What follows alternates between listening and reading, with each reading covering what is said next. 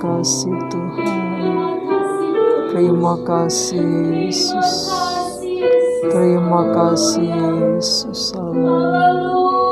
Glory, haleluya Yesus. Terima kasih Yesus. Terima kasih. Haleluya Yesus. Haleluya Yesus.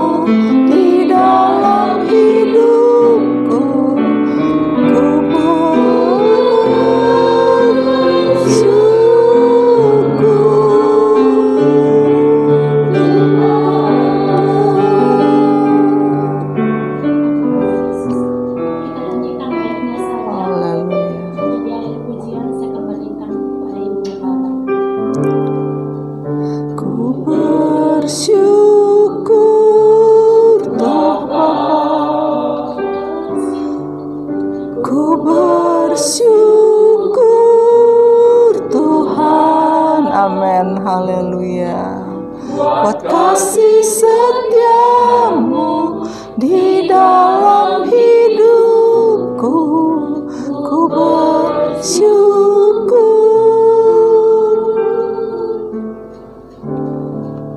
Ku bersyukur Bapa, ku bersyukur Tuhan. Haleluya. Kasih setiamu di dalam hidupku, ku bersyukur. Haleluya. Haleluya. Haleluya. Haleluya Yesus. Haleluya. Kami bersyukur kepadamu Tuhan, buat kasih setiamu di dalam kehidupan kami. Kami bersyukur kepadamu Tuhan, buat pemeliharaan Tuhan di dalam kehidupan kami. Berkat pertolongan yang Tuhan berikan bagi kami Tuhan. Sampai pada saat ini kami boleh ada sebagaimana kami ada Tuhan. Kami boleh memuji-muji Engkau. Kami boleh mengagungkan nama-Mu, memuliakan nama-Mu Tuhan. Kami menyembah Engkau Tuhan, karena Engkau baik bagi kami Tuhan. Kasih setiamu begitu besar di dalam kehidupan kami Tuhan. Kami bersyukur kepadamu Tuhan Yesus. Saat ini Tuhan Yesus, kalau kami sudah memuji Engkau, biarlah setiap pujian yang sudah naik ke hadirat-Mu boleh menjadi satu dupa yang harum di hadirat-Mu Tuhan.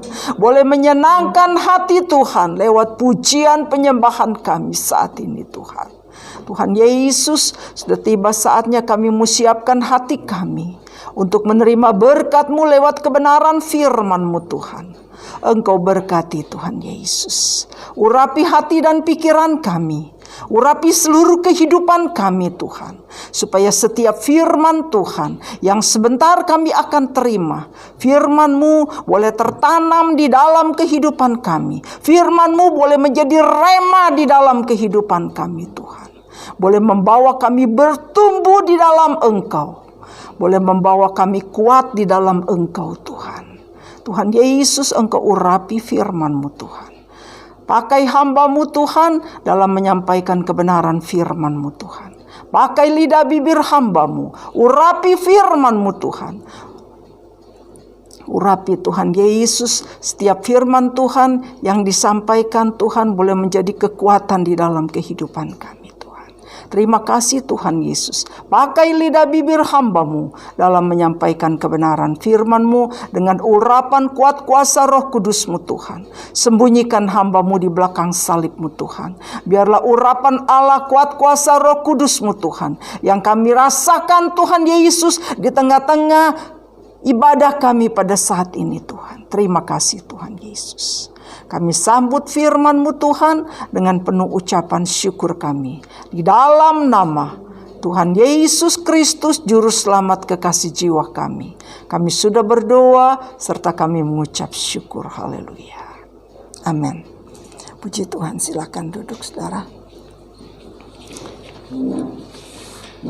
Kita masih berlanjut dengan pelajaran kita saudara. Pertumbuhan rohani. Kalau di dalam kehidupan ini dimulai dari pertumbuhan anak-anak, remaja, dewasa. Pertumbuhan anak-anak itu dimulai dari umur 0 tahun sampai 13 tahun. Itu anak-anak. Kalau kita lihat yang dimaksud dengan anak-anak, kalau misalkan di sekarang ini kan ada batita ya, ada balita, usia sekolah mulai, kalau dulu 6 tahun sudah bisa ya. Sekarang saudara 7 tahun masuk SD, kalau dulu kan 6 tahun sudah bisa di SD gitu kan. 7 tahun sampai sekarang jadi berarti 7 tahun sampai 13 tahun. Itu dikatakan usia anak-anak. 14 tahun sampai 16 tahun itu usia remaja.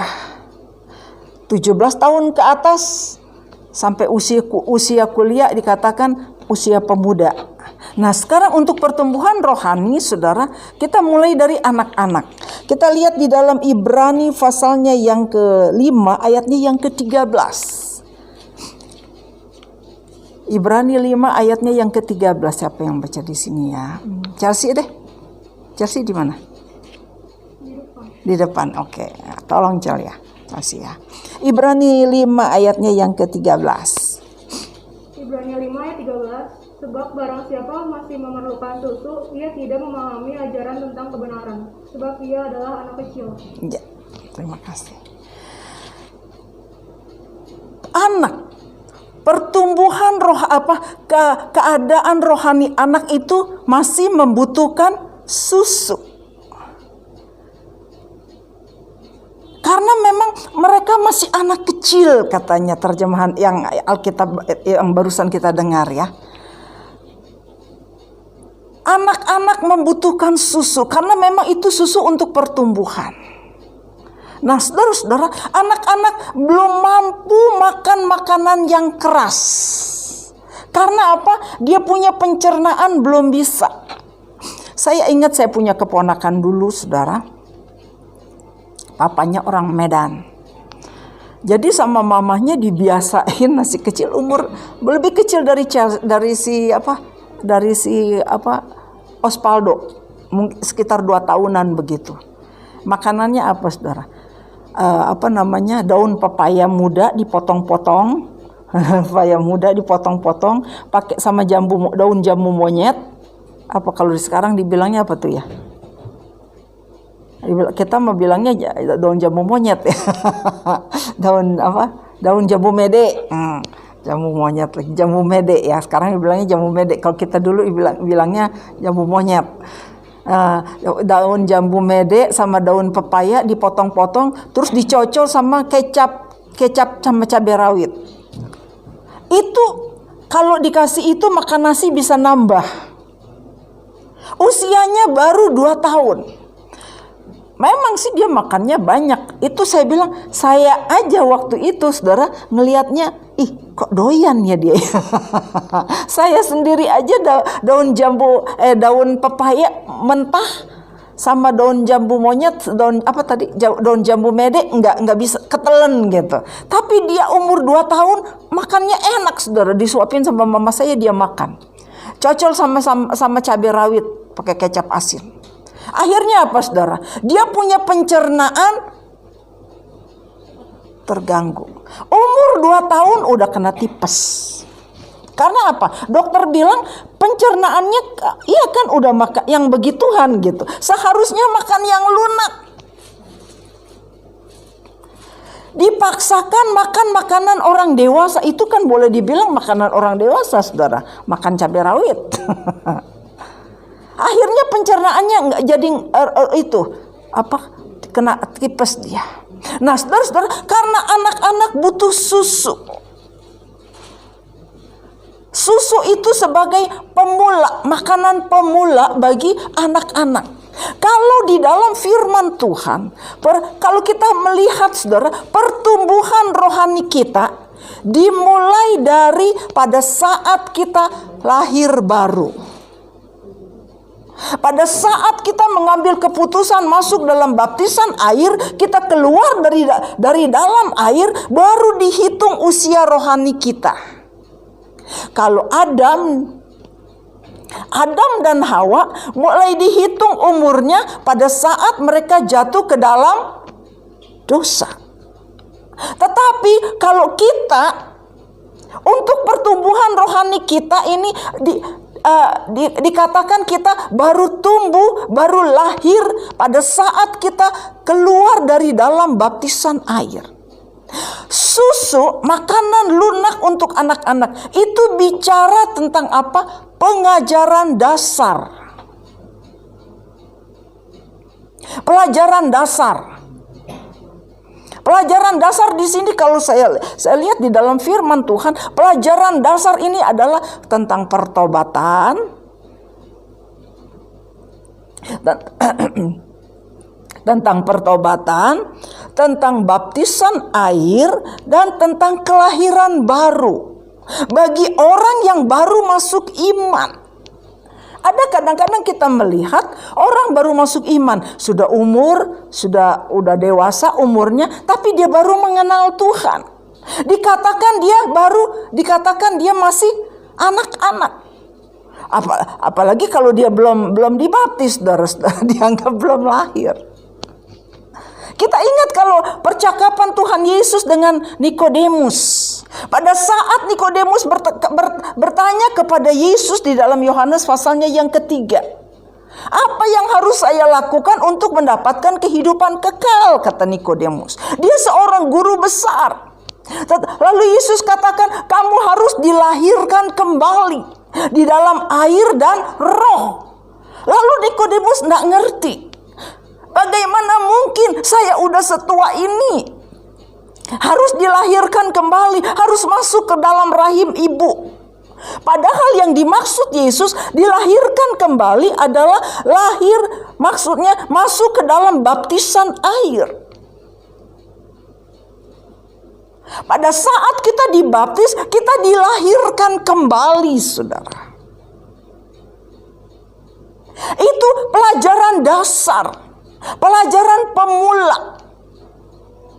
Pertobatan, waktu kita lihat waktu Yohanes Pembaptis, dia dikatakan di dalam Matius dikatakan dia berseru-seru di padang belantara. Dia katakan, bertobatlah kamu karena kerajaan Allah sudah dekat. Memberikan berita pertobatan. Karena pada waktu itu orang belum pada dibaptis. Yohanes Pembaptis dia ditugaskan oleh Tuhan untuk membaptis. Dia katakan, aku membaptis kamu dengan air, tetapi sedikit waktu lagi kamu akan dibaptis oleh yang kemudian datang daripadaku, katanya. Kamu akan dibaptis dengan roh. Maksudnya siapa? Yesus. Tapi Yohanes Pembaptis ini dia membaptis orang dengan air. Itu bicara apa? Pertobatan. Harus bertobat.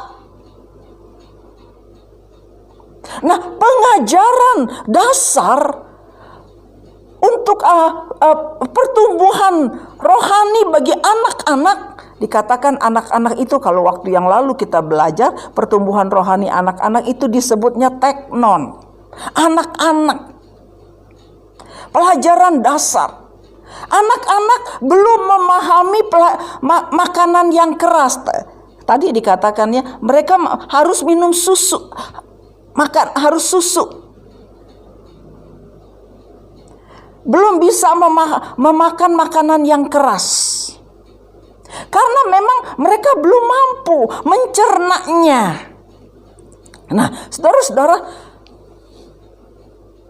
pelajaran dasar itu baptisan pertobatan, baptisan air, dan kelahiran baru. Kalau saudara lihat di dalam 2 Korintus pasalnya yang ke-5 ayatnya yang ke-17, kalau kita hidup di dalam Kristus, katanya, kita menjadi kejadian yang baru, terjemahan lama katakan. Terjemahan baru dikatakan kita menjadi ciptaan baru. Kita menjadi manusia baru. Maka kita sudah dilahirkan menjadi manusia yang baru pada saat kita masuk di dalam baptisan air. Saat itulah kita sah menjadi keluarga Allah. Tapi rohani kita masih anak-anak. Nah, dalam keadaan anak-anak ini, saudara-saudara, anak-anak kalau kita lihat dia butuh orang tua, bukan? Anak-anak selalu perlu orang tua. Si Pado satu malam dia tidur di sini sama saya, saudara. Dia kalau marah sama papanya, kalau dimarahin sama papanya, sama mamanya, dia turun ke bawah, dia bilang, "Bobok sama oma aja," katanya gitu. Dia tidur di sini, betul saudara, dia tidur. Kadang-kadang dia sampai pagi dia tidur sama saya, saudara. Satu waktu saya bangun, saya ke toilet, saudara. Dia kebangun. Dia lihat nggak ada orang karena saya ke toilet, saudara. Saya ke kamar mandi. Dia lihat nggak ada orang. Dia teriak sekuat-kuatnya, saudara. Karena apa? Takut dia. Namanya anak-anak itu harus ditemani sama orang tua, iya kan saudara ya. Berarti di sini saya melihat, oh berarti memang anak-anak harus didampingi sama orang tua. Kalau bagi rohani yang anak-anak selalu ingin didampingi.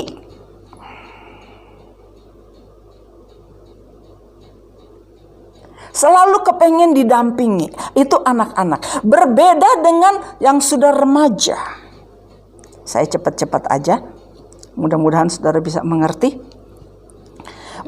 Anak-anak berbeda dengan yang remaja. Anak-anak ini dia, kalau rohani masih anak-anak, dia bertumbuh terus sampai dia bertumbuh menjadi remaja.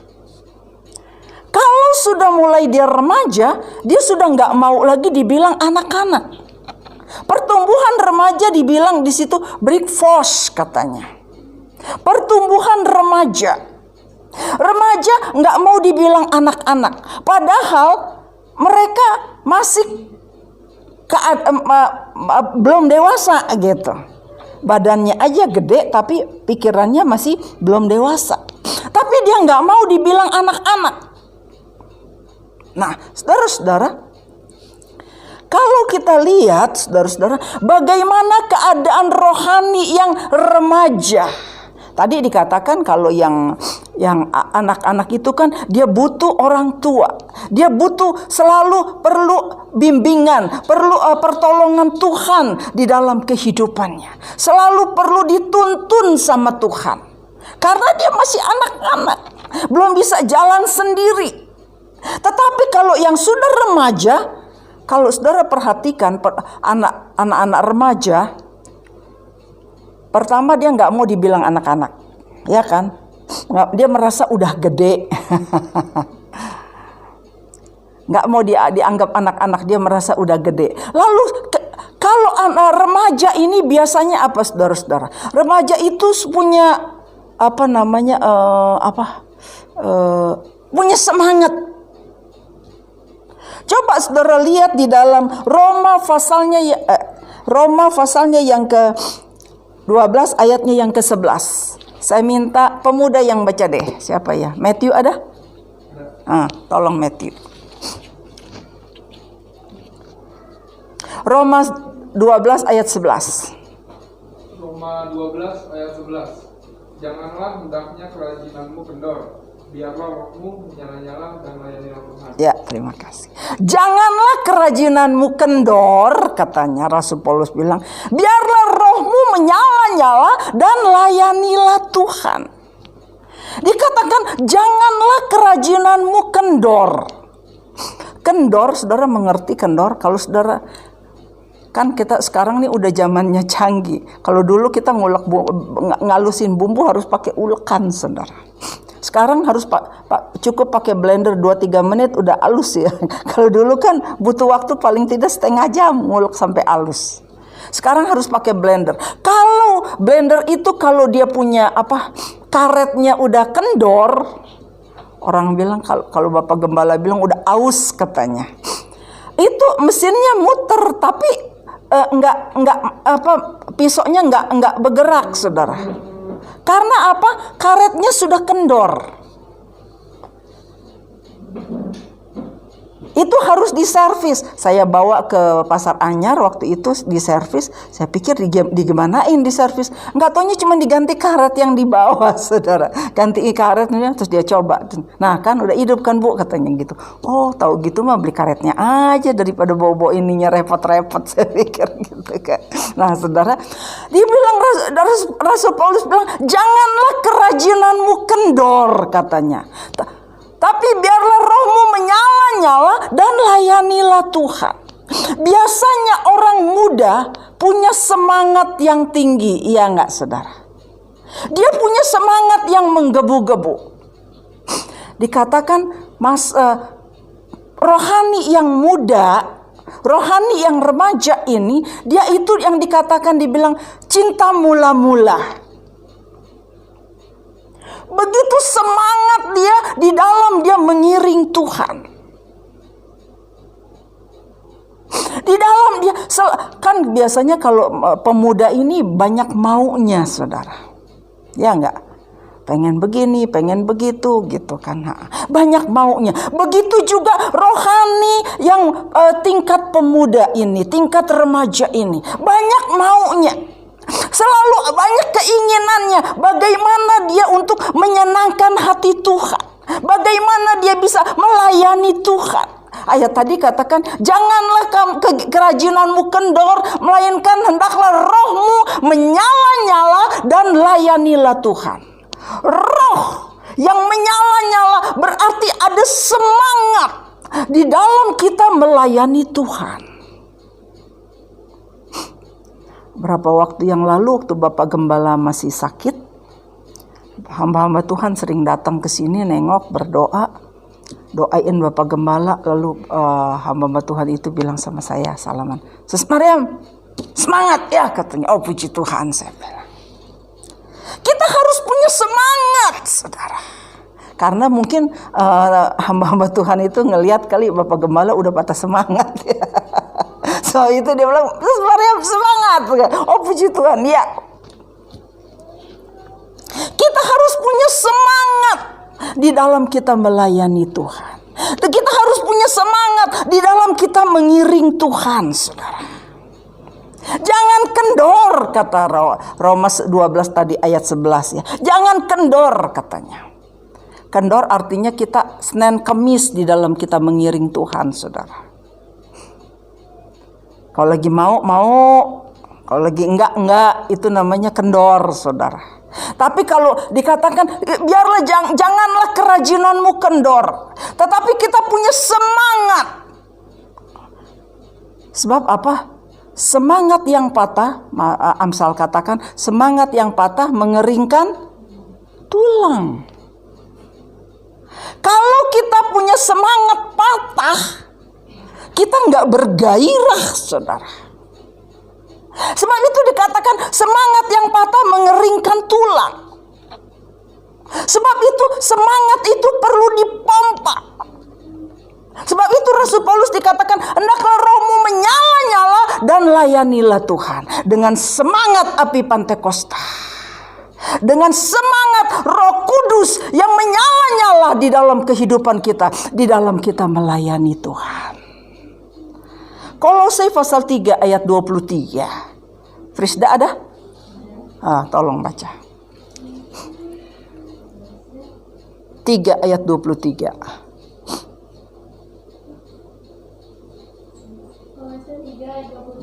Apapun juga yang kamu perbuat, perbuatlah dengan segenap hatimu seperti untuk Tuhan dan bukan untuk manusia. Ya, terima kasih. Apapun yang kamu perbuat, perbuatlah itu seperti kepada Tuhan, bukan kepada manusia. Walaupun yang kita layani adalah manusia yang kelihatan. Tapi firman Tuhan, Rasul Paulus katakan kepada jemaat yang ada di Kolose, apapun yang kamu buat, kalau kita melayani Tuhan, kita melayani Tuhan dengan sungguh-sungguh. Seperti kita berbuat, kita seperti kepada Tuhan, bukan kepada manusia. Kalau kita melakukan sesuatu untuk manusia, kita bisa, orang bilang pura-pura ya saudara. Ya kan, kita bisa pura-pura kalau misalkan untuk manusia, apa ya istilahnya, cari muka gitu. Tetapi kalau ayat tadi dikatakan apapun yang kita perbuat, biarlah kita perbuat itu seperti kepada Tuhan. Perbuat apapun pelayanan yang Tuhan percayakan kepada kita. Kita mau perbuat itu, kita mau kerjakan itu dengan sungguh-sungguh seperti kepada Tuhan. Seperti saudara ambil bagian pelayanan, pegang musik, pegang LCD dan sebagainya. Saudara ditugaskan pegang musik, saudara ditugaskan pegang LCD.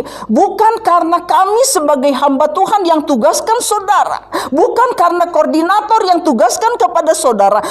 Itu berarti Tuhan yang mempercayakan saudara untuk melayani itu. Sebab itu kerjakan itu dengan segenap hati. Kerjakan itu dengan sungguh-sungguh seperti kepada Tuhan. Karena apa? Tuhan yang menilai pekerjaan kita. Pada akhirnya kita akan mendapat upah dari siapa? Dari Tuhan. Saudara melayani itu LCD, tangani LCD. Pada akhirnya nanti saudara akan mendapat upah dari Tuhan. Karena saudara mengerjakan pekerjaan Tuhan. Bukan pekerjaan kami sebagai hamba Tuhan. Bukan pekerjaan dari ibu koordinator yang menunjuk saudara. Tetapi Tuhan yang mempercayakan saudara melalui kami hamba-hamba Tuhan. Melalui ibu koordinator yang dipercayakan untuk mengkoordinir saudara. Kerjakan itu dengan segenap hati, dengan penuh rasa tanggung jawab. Amin, pemuda. Haleluya. Semangat kita di dalam kita melayani Tuhan. Layanilah dengan segenap hati. Layanilah dengan sungguh-sungguh. Karena apapun yang kita perbuat, semuanya itu akan kita pertanggungjawabkan di hadapan Tuhan. Nggak main-main. Saya ingat Tante Leni dulu, waktu selalu kita kalau di Ketapang dulu, saudara, setiap kali ada kalender merah diadakan penataran guru-guru sekolah minggu. Tante Leni bilang, apapun yang saudara kerjakan, kita mengajar sekolah minggu dan sebagai semua pelayanan itu, apa yang kita kerjakan, itu Tuhan yang menilik katanya. Tuhan yang melihat, Tuhan yang menilai pekerjaan kita. Dan itu kita harus pertanggungjawabkan di hadapan Tuhan. Jadi kalau kita melayani Tuhan, jangan main-main saudara. Karena kita harus mempertanggungjawabkan di hadapan Tuhan. Apa yang sudah kita buat untuk Tuhan. Saudara lihat, kalau saudara lihat di dalam Wahyu pasalnya yang kedua tentang sidang jemaat di Efesus. Dia bilang dia sudah melakukan ini, dia sudah melakukan itu, dia sudah buat ini, dia sudah buat itu. Memang ada di dalam Wahyu pasal 2 itu tentang sidang jemaat Efesus. Tuhan puji bagian atasnya, tapi bagian bawahnya Tuhan bilang kamu sudah jatuh. Karena apa? Sudah meninggalkan kasih yang mula-mula. Rupanya jemaat di Efesus di dalam Wahyu pasal 2 itu, saudara, mereka bekerja, mereka melayani bukan berdasarkan kasih Kristus. Bukan berdasarkan kasih kepada Tuhan. Bukan berdasarkan kasih, tetapi melayani karena merasa, oh saya harus melayani gitu. Enggak atas dasar kasih Allah di dalam pelayanan itu. Sehingga dia udah enggak tahu lagi kalau pelayanannya itu sudah itunya udah itu manusia gitu, bukannya itu lagi gitu, bukannya udah dia melayani udah daging. Nah, kan ada yang bilang dimulai dengan roh, berakhir dengan daging katanya. Waktu dimulai dengan roh, melayani dengan menggebu-gebu gitu. Begitu udah selanjutnya lagi karena udah mulai kendor, kata Paulus bilang jangan kendor katanya. Sebab itu Paulus bilang jangan kendor, udah mulai kendor, akhirnya dia melayani udah bukan lagi dengan roh, tetapi dengan daging. Dengan kekuatan manusia. Dengan kemampuan manusianya sendiri. Bukan dengan semangat dari Roh Kudus.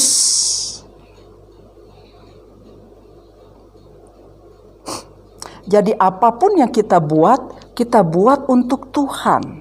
Apapun yang kita kerjakan semuanya itu diperuntukkan kepada Tuhan. Karena apa? Kita terima itu dari Tuhan, katanya Roma bilang kan, kita terima dari Tuhan, kita terima dari Tuhan, kepada Tuhan, untuk Tuhan, semuanya karena berasal dari Tuhan, kita kembalikan untuk Tuhan, untuk kemuliaan bagi nama Tuhan. Ya, ini tingkat pemuda selalu ada kerinduan untuk melayani Tuhan. Nah, di dalam kita rindu untuk dalam kita melayani Tuhan. Kita melayani Tuhan dengan sungguh-sungguh, dengan jangan biarkan itu kegiatan kita itu semangat kita menjadi kendor. Seringkali kan yang membuat semangat kita jadi kendor apa, saudara? Iblis yang kipas-kipas kita, saudara. Iblis bilang, ngapain sih kamu capek-capek melayani Tuhan? Iya juga ya, saya digaji enggak. Dari gereja dapat amplop enggak, ngapain rajin-rajin? Itu iblis, saudara. Tapi kita kembali kepada firman Tuhan. Kita tahu apa yang kita buat, apa yang kita kerjakan, Tuhan yang menilai pekerjaan kita, Tuhan yang akan memberikan pahala kepada kita. Hah? Udah beres. Waduh. Orang dewasa belum lagi.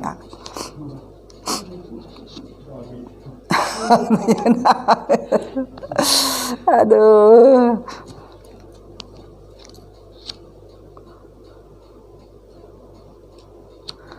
Tuhan tolong Yesus.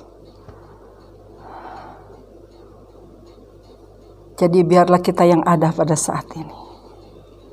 Apa yang Tuhan percayakan kepada kita, kita mau kerjakan dengan sungguh-sungguh seperti kita kerjakan itu kepada Tuhan. Jadi kita harus sungguh-sungguh, saudara. Dengan satu motivasi, saya mau melayani Tuhan. Saya nggak mau biarkan semangat saya itu kendor. Jangan biarkan iblis bisik-bisik di dalam kehidupan kita. Tapi tolak dia. Efesus pasal 4 ayat 27 dikatakan, jangan beri tempat kepada iblis. Jangan beri kesempatan kepada iblis.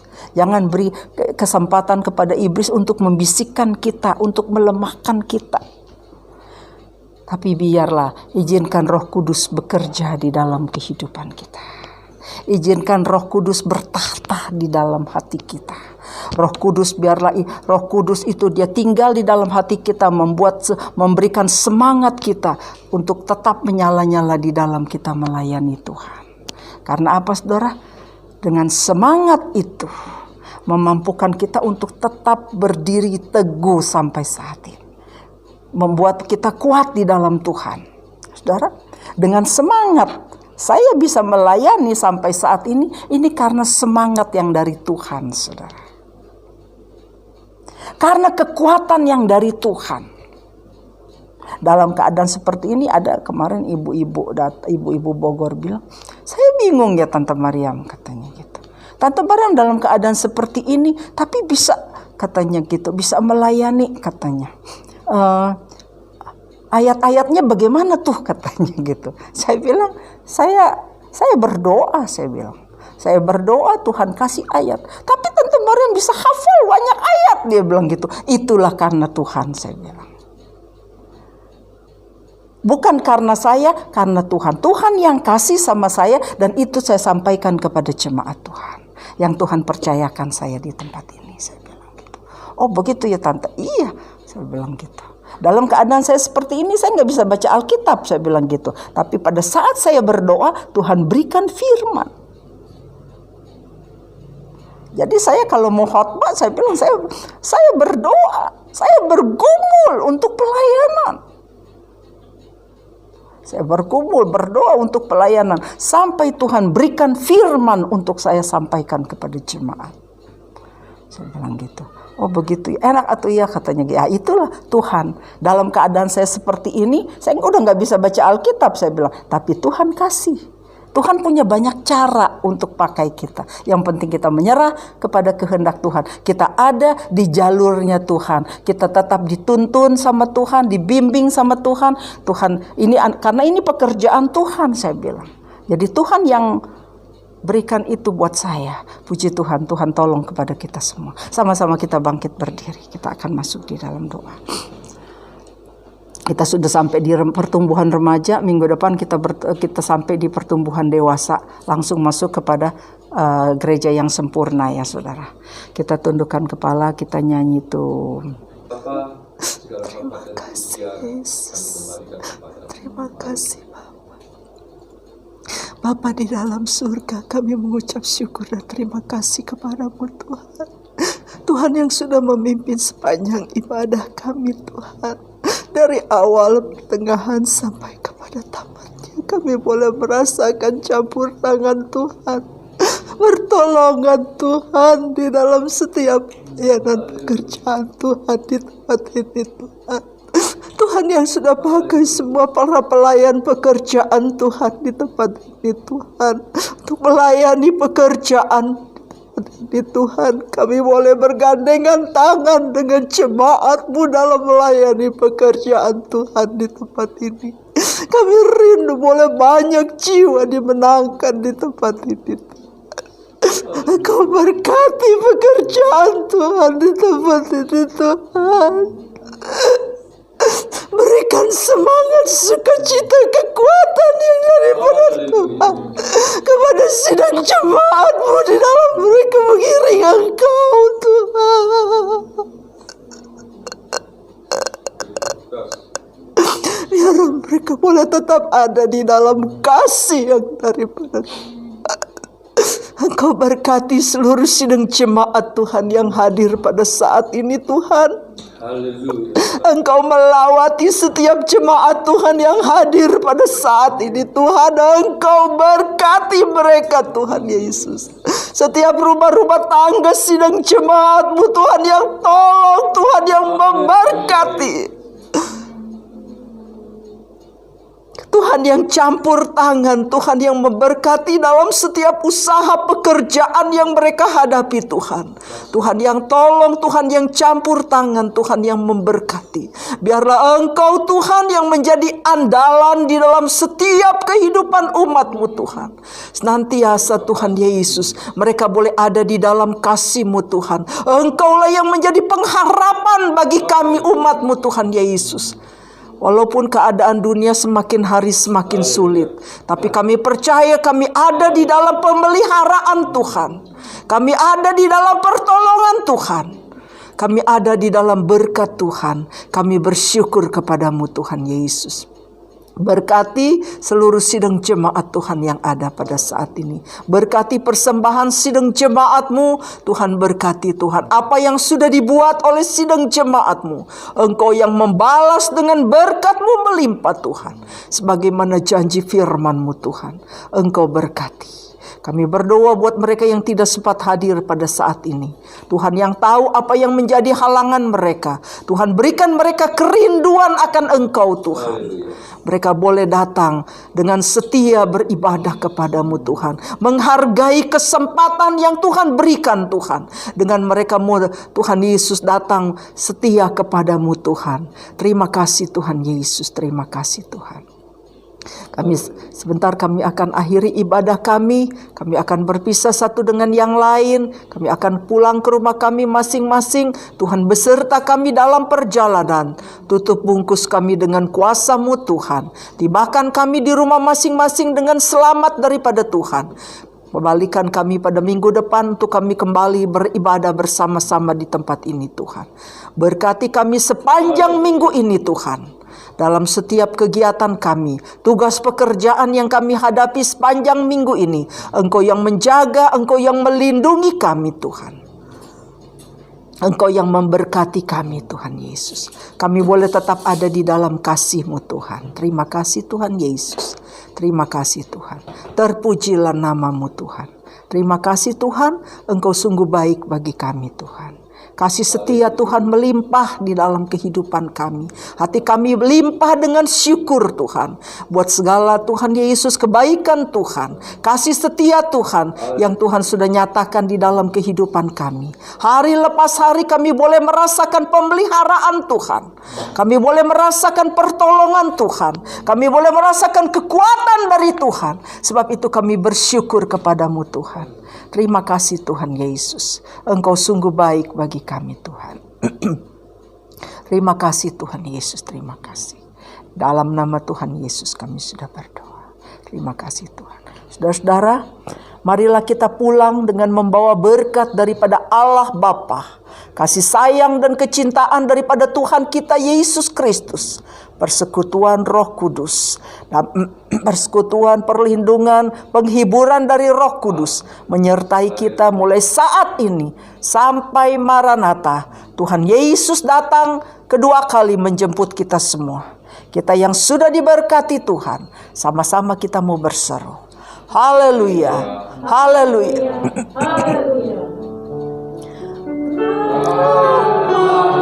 Era kaya bagiku